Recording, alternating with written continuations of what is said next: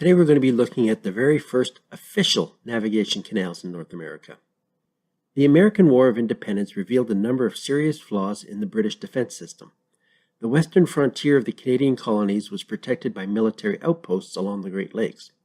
To supply these outposts, troops and merchandise was shipped on the St. Lawrence River in what is now Quebec, Canada. Now, the problem was that shipping was seriously slowed down by a series of rapids located upstream from Montreal. So, to accelerate shipment of military supplies westward, Governor Frederick Haldimand ordered 4 canals to be constructed. The first canal upstream from Montreal was the La Fossile Canal. It was 410 foot long with 1 lock. The second was Trou du Moulin. It was close to the first, and it was 120 feet long without any locks. The third was the Split Rock Canal, and it had 1 lock. These 3 canals were completed from 1782 to 1783. The first 2 canals upstream were prone to severe damage by ice each spring, so in approximately 1800, the La Fossile and Trou du Moulin were abandoned and replaced by a new canal, called the Cascades Canal. It was built across Cascades Pointe. The 4th canal upstream was the Coteau Du Lac Canal across the point of land at the mouth of the Delaware River. The Coteau Du Lac was completed in 1781, a year before the others, making this canal the very first official navigation canal in North America. When construction was completed on February 15, 1781, the canal was only approximately 100 meters long and 2.5 meters wide. Each of the 3 locks was 12 meters long and 1.8 meters wide, with a depth measuring 76 centimeters. Taken together, these locks compensated for a drop of about 2 meters between the head and the foot of the rapids. This canal operated from 1781 to 1843, when the canal ceased operations because it was replaced with the much larger Beauharnois Canal. The site at Coteau du Lac represented a major point of transit for British military logistic efforts.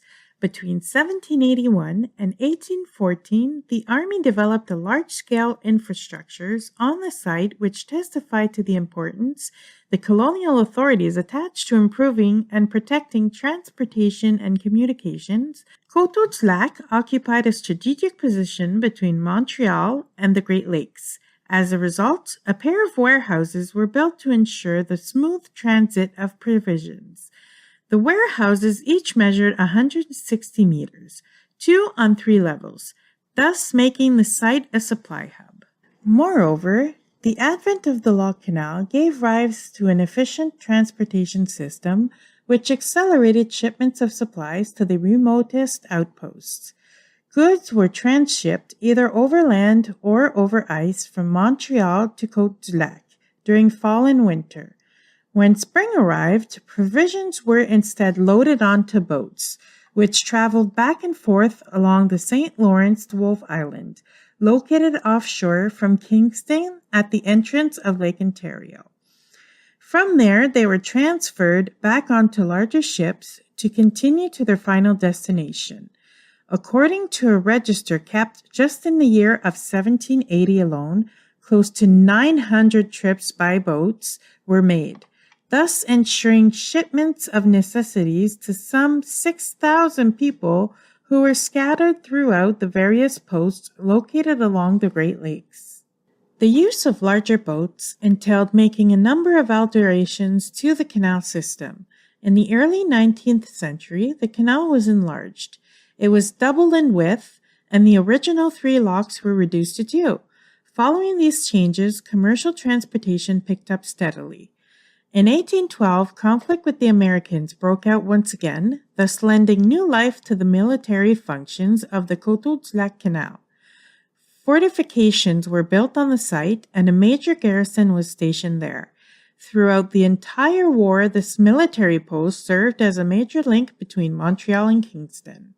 The fear of a new conflict with the United States, combined with the difficulty of mounting an effective defense of the St. Lawrence route, prompted the British authorities to develop the Ottawa River, a secondary route linking Montreal and Kingston into a waterway. Upon their inauguration in 1832, the Ottawa River canals drained off a significant portion of the St. Lawrence Canal traffic. When the Beauharnois Canal, also along the St. Lawrence, opened in 1845, the commercial use of the Coteau Du Lac Canal came to an end. The country's first lock canal was officially abandoned in 1858. Today, it is a Canadian National Historic Site, and you can still see the ruins of the canal and fort.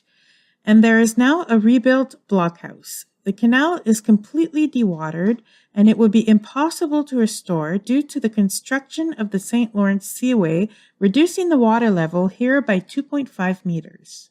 Built 14 years after the Coteau Du Lac Canal is the historic South Hadley Canal, which is officially the first canal built within the United States, with operations commencing in 1795. On the Connecticut River, there was originally a waterfall called the Great Falls. It had a 16-meter drop that made it impossible for boats to get past.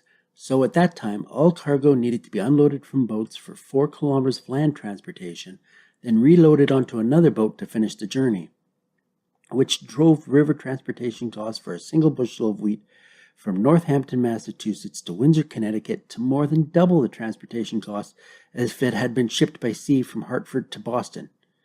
So, in 1792, the leading citizens of western Massachusetts proposed to build a canal. John Hancock, who was the governor of Massachusetts, signed the charter which incorporated the proprietors of the locks and canals on the Connecticut River. Funds were raised both locally and internationally, with 4 Dutch investment houses owning slightly over 50% of the stock. The canal was built by 240 local workers. In April 1795, it opened to commercial traffic. Boats were then pulled by horses or oxen along a towpath that followed along the side of the canal.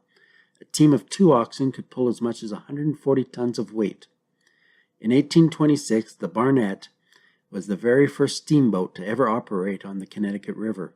It passed through the South Hadley Canal on its way to Vermont. In the first year, revenue came to $3,109 at 75 cents per ton. By 1816, tolls had grown to over $16,000 per ton. Rather than use locks, the canal was built with an unusual inclined plane to transport 20-foot by 60-foot flatboats over the falls. The inclined plane appeared to be pioneered on England's Hadley Canal in 1788.